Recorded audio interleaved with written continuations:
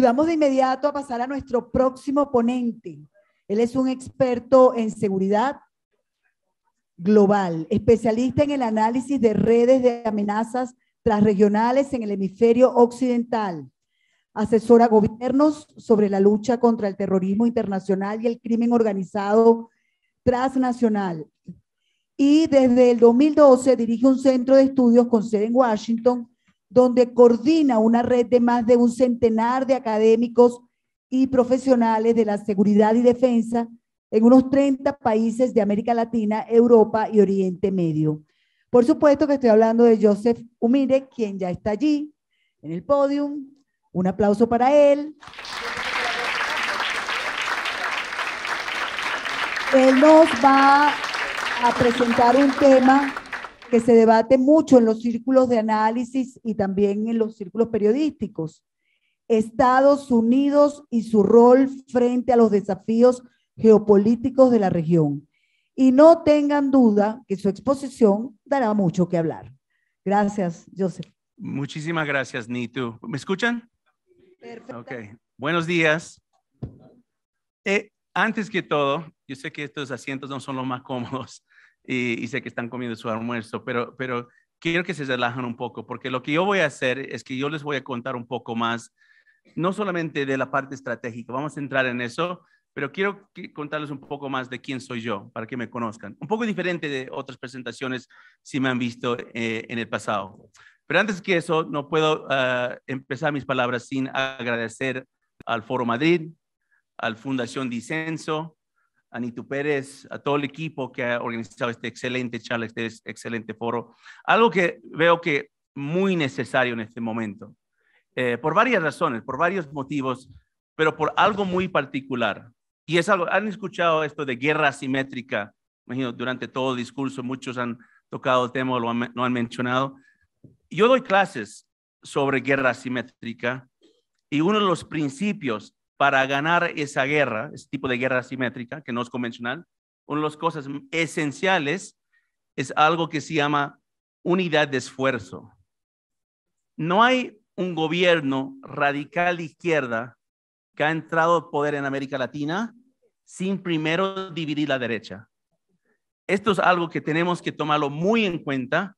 Y sé que tenemos diferencias, libertarios, conservadores, tenemos diferencias en algunos temas, en algunas políticas públicas en particular, pero al fin del día, cuando la ola negra, o mejor dicho, la marea rosa, viene encima, no diferencia, no discrepa. O sea, miran todos como igual.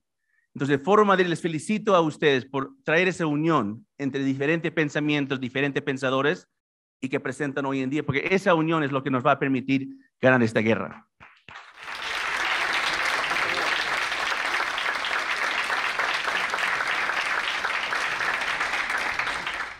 Ahora, como les dije, les voy a contar un poco de mí, porque muchos de los que me conocen, me han visto en televisión, han leído mis escritos, saben un poco de mi carrera profesional. Pero lo más importante que les voy a decir hoy, más allá de cualquier cosa que he hecho en mi carrera profesional, es el hecho de que yo nací y vivo en Estados Unidos, cerca al capital Washington, D.C., pero mis padres vienen de Bolivia. Soy como una especie de boligringo, ¿no? Es como tengo cara de boliviano, pero acento de gringo. Eso es lo que pasa. Pero esto de ser norteamericano, pero de países, perdón, pero de padres o descendencia latina de padres bolivianos, es algo que le molesta muchísimo a los enemigos de la libertad en América Latina. Joseph Umire, quien se ha empeñado a explotar esta línea de acusaciones, es el llamado especialista en temas de seguridad global, Joseph Umire. Es la educación de Bolivia en Evo Morales, ¿no? ¿Por qué tienen miedo de esto? ¿Por qué temen este nexo, esta conexión?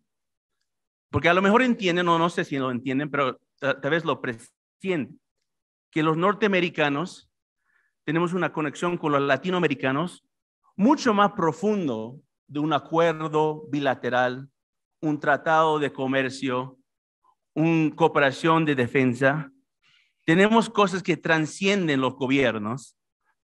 Tenemos cosas que nos unen en formas que a veces ni siquiera lo entendemos o lo sabemos, pero lo que tenemos es la misma cultura y por la extensión tenemos la misma identidad. Déjame darte un ejemplo de esto. Alguien en la audiencia me puede decir cuál fue el país con más ciudadanos que murieron en combate en Irak en 2003 después de Estados Unidos e Inglaterra. ¿Qué país perdió más ciudadanos en la guerra de Irak? Alguien lo dijo. Fue México. México era el miembro invisible de la coalición. Yo estaba en Irak en 2003. ¿Y por qué? Porque en Estados Unidos hay tantos ciudadanos mexicanos, residentes norteamericanos, green card, que están en las Fuerzas Armadas, y en este caso en la primera división de la Infantería de Marina de Estados Unidos, que fue la primera unidad que entró a Irak, que ellos perdieron nacionales en esta guerra. Me acuerdo plenamente cuando estábamos cruzando de Kuwait a Irak el 19 de marzo de 2003, había banderas de Texas y banderas de México, porque hay gente que está en uniforme estadounidense, que son americanos y están dispuestos a morir por el país, pero también se identifican con la patria de sus papás, o puede ser la patria de ellos, que en este caso sería México. Pero ¿sabes por qué también tienen una preocupación y miedo? Es porque saben las cifras, saben lo que está pasando con estas cifras. Estados Unidos ya es el segundo país más grande en el mundo que habla español. 1 de cada 5 estadounidenses, 1 de cada 5 estadounidenses es de descendencia latina en este momento. Cuando llegamos a 2030 y más allá de 2060, Estados Unidos va a ser el tercer país más grande latinoamericano, poniendo la población de los latinos que viven y residen en Estados Unidos. Pero para que esas cifras sean realmente algo de una ventaja comparativa con lo que los enemigos de la libertad no quieren que pase, es esta siguiente gráfica. Esto es muy reciente. Esto salió en el Wall Street Journal hace unas semanas atrás. Yo sé que es un poco pequeño para los que no lo pueden ver. Lo que dice esa segunda gráfica es por primera vez en mucho tiempo, los latinos de Estados Unidos se están despertando. Se están dando cuenta que esa misma política corrupta y fracasada de muchos de los países en Latinoamérica está llegando a Estados Unidos y se están distanciando de la izquierda y se están moviendo. Ese número lo es en arriba, es 37% latinos en Estados Unidos que apoyan a los partidos de derecha contra los partidos de izquierda. Entonces, esto nos va a dar una ventaja comparativa, especialmente a ustedes, porque ustedes conocen la realidad. Hay un dicho que los venezolanos siempre me dicen cuando vienen a Washington, dicen que venimos del futuro. Y es muy cierto que ustedes saben, han visto la película 2, 3, 4 veces, saben cómo termina. Y nos están advirtiendo a todos, han advertido a los colombianos, han advertido a los estadounidenses y saben exactamente qué va a pasar si seguimos en el mismo camino. Entonces, no es por nada que estas cosas se van a trascender si no lo buscamos cómo frenar. Ahorita en Washington está de moda hablar, y creo que lo escuché en parte del foro, está de moda hablar que el mundo ya no es izquierda-derecha, ¿no? El mundo ahora es democracias contra autoritarismo. Lo han escuchado, me imagino, en muchos discursos, entrevistas. Y yo no estoy 100% en contra de esa descripción, aunque yo sí pienso que es algo simplificado, que es mucho más simple esa descripción de la realidad que estamos viviendo. Y algo que creo que tenemos que entender como latinoamericanos o latinos en Estados Unidos o ciudadanos es que la democracia no es lo que tenemos que defender. Porque te digo cuál es el error con esta narrativa. Nadie defiende el autoritarismo. Vladimir Putin de Rusia no se llama autoritario. Xi Jinping, los ayatollahs de Irán, Nicolás Maduro, no se dicen autoritarios. ¿Qué se dicen? Dicen que son demócratas, que son democracias, pero definen la democracia como algo participativa, como algo democracia directa, que simplemente es la tiranía de la mayoría, es 50+1. Entonces, si yo gano una elección una vez, entonces eso me da la legitimidad que nunca salí de poder. Entonces, eso es lo que tenemos que defender, una democracia. Tenemos que definir democracia y tenemos que distinguir qué es democracia para nosotros, los que pensamos en los valores que transcienden un poco más esta noche de las elecciones, y eso es lo que tenemos que defender. Este es otro mapa de Freedom House, que imagino que una organización que muchos de ustedes deben conocer, y hay diferentes componentes de una democracia representativa que defiende esa democracia y ayuda a que esa democracia persiste durante el tiempo. No voy a tocar todas, pero uno que imagino que todos en la sala son 100% de acuerdo, algo que nos une a todos, es esto de la libertad individual. Esto es un fundamento. Si tienes una democracia, pero no tienes libertad individual, entonces no tienes nada. Pero el otro concepto que muchos se confunden, especialmente creo a veces mis amigos libertarios, es el concepto del Estado-nación soberano. Porque muchos confunden eso primero con estatismo. Estamos hablando del Estado mismo, pero no, estamos hablando primero del nación y nación-Estado. Y después algunos piensan que estás hablando de nacionalismo, un tipo de nacionalismo étnico, que no lo es. Estamos hablando de nacionalismo cívico, que trasciende la historia y que ayuda a que los ciudadanos entiendan el concepto de su Estado soberano y llegan a tener amor por su patria. Ese amor por su patria es lo que te defiende para que tu democracia avance y llegue a niveles superiores. Esto se refleja cada 4 años, se le ve en las Olimpiadas, se ve en la Copa Mundial. O sea, todos van ¿con qué? Con la bandera de su patria. Y eso es bueno, porque eso no es nacionalismo étnico, eso es nacionalismo cívico, porque conoces de dónde vienes y tienes amor por el lugar de donde estás o donde viniste.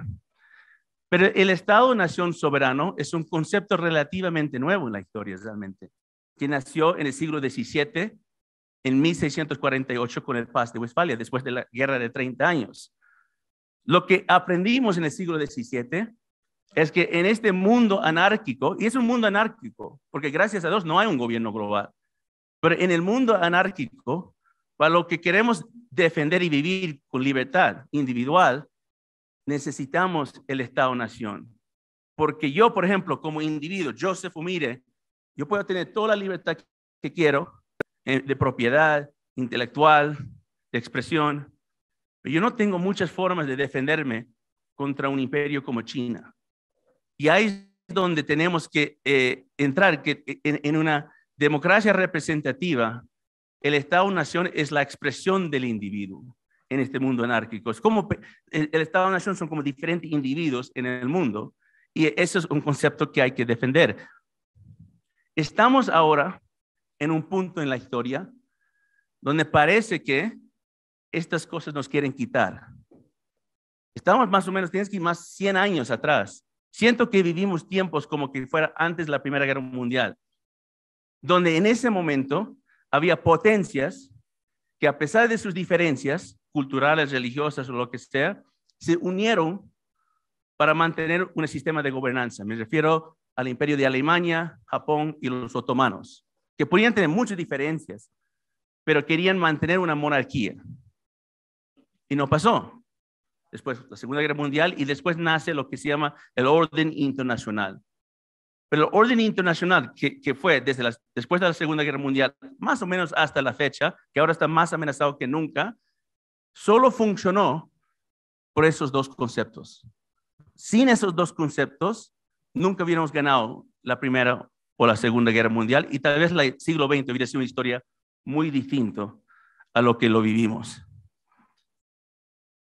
Entonces, en ese orden, quiero entrar un poco en un tema que creo que es parte de este rompecabezas que tenemos que geopolítica que tenemos que entender. Esta es la misma pregunta que yo le hice al Ministerio de Defensa, el honorable Diego Molano, antes de viajar a Arauca y Cúcuta el año anterior. Y la pregunta creo que es algo que realmente puntualiza el problema que estamos padeciendo. Y la pregunta es ahí, ¿qué hace que lo ilícito sea ilícito? ¿Qué hace que algo sea ilegal? La frontera. La frontera. Porque una frontera es literalmente la defensa de tu sistema de gobernanza.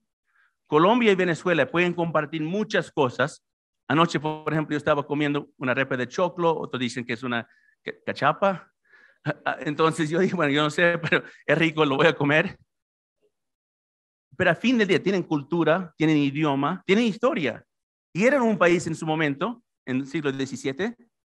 Es más, si vas a principios del siglo XXI, muchos pensaron que las cosas iban a ser al revés, que Colombia iba a fracasar en 20 años, iba a ser un estado fallido, y Venezuela se iba a superar porque la gente creía en Hugo Chávez, en la comunidad internacional. Pero las decisiones que tomaron las personas en esos países, especialmente los colombianos que tomaron en su país, aseguraron que la historia se escrita de otra manera. Desafortunadamente para los venezolanos no fue muy positivo, pero para los colombianos se rescataron de ese tipo de amenazas.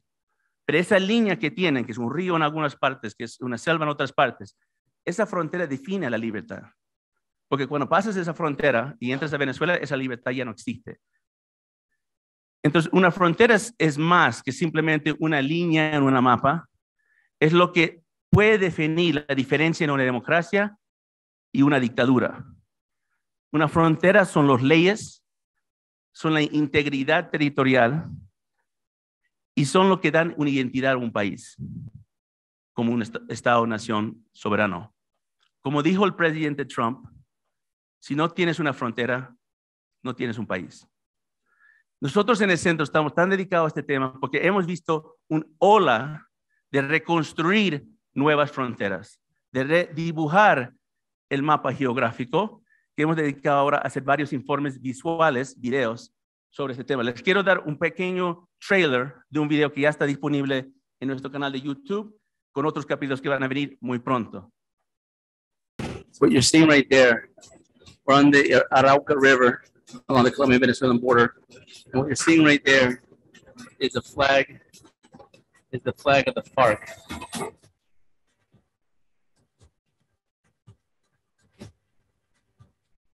While we were in Arauca, Russia's P-18 mobile radar system in Venezuela was actively monitoring and surveilling the border region.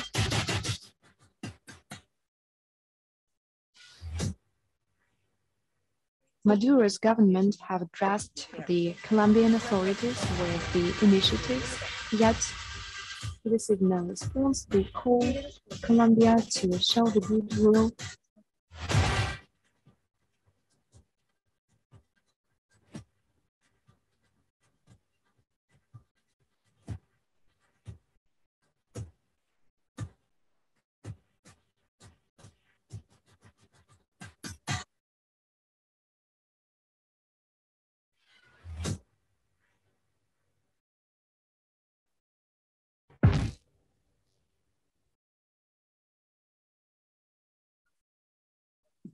Dicen que la geografía es destino. Eso es un base de la geopolítica. Si es cierto, en ese orden de ideas, los enemigos de la libertad buscan cambiar su destino, empezando con cambiar la geografía. Esto era un componente fundamental de lo que hizo Hugo Chávez en Venezuela y algo que muchos hasta la fecha no lo entienden. Aquí está un dicho que dijo en 2007 que fue un año crítico cuando transformó completamente las Fuerzas Armadas, el rol institucional, una de las más importantes con petróleo. Había petróleo y había Fuerzas Armadas que mantenían la democracia en Venezuela, que defendieron ante un golpe de Estado fracasado de 92. Y él dijo que va a romper las cadenas de la vieja geografía conservadora, imperial y colonial de Venezuela, y lo logró. En menos de 2 años, él dividió el país y quitó el rol de las Fuerzas Armadas de defender la soberanía de un país, un estado, nación, a hacer control territorial mezclándolo con la criminalidad. Y cuando entras a eso, cuando entras en la convergencia de la criminalidad con la institucionalidad, empieza expansión, porque nunca te queda suficiente terreno y territorio. El crimen organizado transnacional, por su definición, no respeta fronteras. No se limita, no dice, uy, no vamos a entrar en México porque ahí no. Pasan por donde tienen que pasar para poder hacer su actividad criminal. Eso es algo muy importante de lo que está pasando en Colombia, porque la expansión territorial es clave para que usen economías ilícitas para cambiar el orden internacional. En siglos pasados eran ejércitos. En el siglo XVII, XVIII, XIX, ejércitos invadían un país, quitaban el terreno, peleaban una guerra, ganaban y pontaban su bandera y decían, esto es ahora mío. Hoy en día, esto ya no pasa. Hoy en día, usan todos los mecanismos de lo que hemos hablado de guerra asimétrica o guerra híbrida, pero más que todo el componente más fuerte que tienen es redes ilícitas. Porque redes ilícitas cambian los incentivos, donde la economía formal se va desapareciendo y debilitando, y la economía ilícita, que es la más extensión de la economía informal, va apoderándose, y en ese escenario todos nos volvemos ilícitos. Esto es clave de lo que va a hacer Gustavo Petro si gana la presidencia en Colombia. Porque el hecho de por qué ahora está empezando a criticar a Nicolás Maduro no es por nada más y nada menos de tener una diferencia en una retórica política para después entrar en este conflicto fronterizo que está muy intenso entre Colombia y Venezuela y decir que yo soy el garantor de paz, ¿no? Es usar el conflicto para, en inglés lo que dice, weaponize the peace. Y él va a entrar y después va a firmar un acuerdo con Nicolás Maduro, una dictadura, y va a permitir que tropas colombianas y tropas venezolanas operan conjunto en zonas grises en la frontera. Y en ese escenario uno pierde su frontera, uno pierde el Estado soberano, uno pierde parte de la identidad de tu propio país. Entonces, eso es un paz criminal con un alto costo que te deja a perder los dos fundamentos que defendieron el orden internacional en el siglo XX. Es por lo tanto que eso no es solamente el trabajo de Nicolás Maduro o Gustavo Petro. Esto es un escenario de parte de lo que está pasando en el mundo. Lo que ven en Ucrania, lo que ven en el sur de Irak, lo que ven en el conflicto palestino-Israel o lo que ven en Taiwán es parte de lo mismo, de redibujar un mapa para cambiar nuevas rutas, para buscar y controlar nuevas rutas de comercio, para mezclar la economía ilícita con la economía legítima, pero más importante, para quitar la soberanía de los países y por extensión quitar la libertad de sus pueblos. Esto es, por ejemplo, la Venezuela que ve Maduro y sus aliados, que es una extensión de lo que era el Gran Colombia. Hugo Chávez lo menciona a cada momento y lo pusieron en la doctrina de la Revolución Bolivariana. Pero esto, en la izquierda, que muchos que, me imagino, el vicepresidente Francisco Tudela lo conoce muy bien, es la visión panandino de lo que era en su momento Alto Perú. Y lo que ellos quieren reconstruir bajo el mismo cadena y estrategia que están haciendo en la frontera de Colombia y Venezuela. Por ejemplo, Pedro, el presidente, y tenemos unos congresistas peruanos que van a hablar después y me encantaría escuchar, porque si miramos al presidente Pedro Castillo con los lentes convencionales, claramente es un fracaso. Pero es solo un fracaso si su objetivo es gobernar. Si él realmente quiere gobernar donde la gente tiene lo que necesita, donde hay paz, donde hay prosperidad, es un fracaso y lo va a hacer. Pero tal vez eso no es su propósito. Tal vez no le interesa gobernar. Es más, ha dicho en la entrevista que yo no sé cómo hacer este trabajo. Pero parece está ahí simplemente porque tienen un plan mayor. Y no me gusta usar esa palabra plan porque suena medio maquiavélico. Y no creo que esto es algo maquiavélico. Yo creo que esto es algo de adaptación a las circunstancias y las olas que están yendo, especialmente en el siglo XXI. Lo que sí te puedo decir, lo que sí tienen esta visión son los dirigentes de Bolivia, son los cocaleros, son el movimiento al socialismo, son el propio Evo Morales y sus aliados internacionales que le dan ese respaldo. Esto es lo que estamos hoy en día. Esta es la situación actual que tenemos. Tenemos una geografía occidental, hemisferio occidental, donde tenemos dos continentes, Norteamérica y Suramérica, pero dos regiones de Centroamérica, Caribe. Pero ya nos está fallando. La OEA está amenazado más que nunca lo he visto en la historia, a pesar de la gestión de Luis Almagro, secretario general. Están imponiendo CELAC como nuevo cuerpo político regional sin Estados Unidos, pero con China. El ALBA, que tuvo sus subidas y bajadas, pero al fin del día nunca desapareció. Y desde el primer día era miembro observador Irán y Siria en el ALBA. Y tienes Rusia vendiendo armamento a más del 70% de América Latina. Y en Venezuela ahora sabemos qué viene con ese armamento, porque no solamente armas que estás comprando técnicos, estás comprando asesores, estás comprando un paquete completo que en el momento que Rusia decide, o mejor dicho que Vladimir Putin decide, te va a meter en un conflicto que no tiene nada que ver contigo. Entonces, lo que yo les voy a plantear, y esto voy a ir cerrando, es una nueva visión. Hay grandes diferencias, y creo que lo han comentado algunos de los panelistas ayer, entre la izquierda y derecha, pero les voy a decir dos que me parecen lo más importante. Y esto es algo que tenemos que autorreflexionar y tenemos que modificar, porque si seguimos haciendo lo mismo, vamos a perder. Y estamos perdiendo en muchos aspectos. La primera es, tenemos que entender que el centro de poder no está en el gobierno. El centro de poder está en los ciudadanos. La izquierda entendió eso.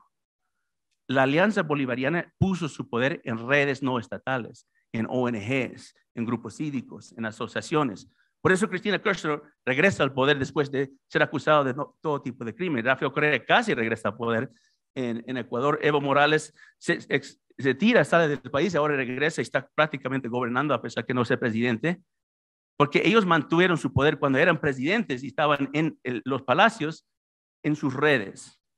En cambio, la derecha mayormente solo depende de la institucionalidad del Estado, que tiene que ir mucho más allá para mantener lo que se llama poder. El segundo es la derecha, que ha gobernado en América Latina en los últimos 20 años, les faltó una visión geopolítica.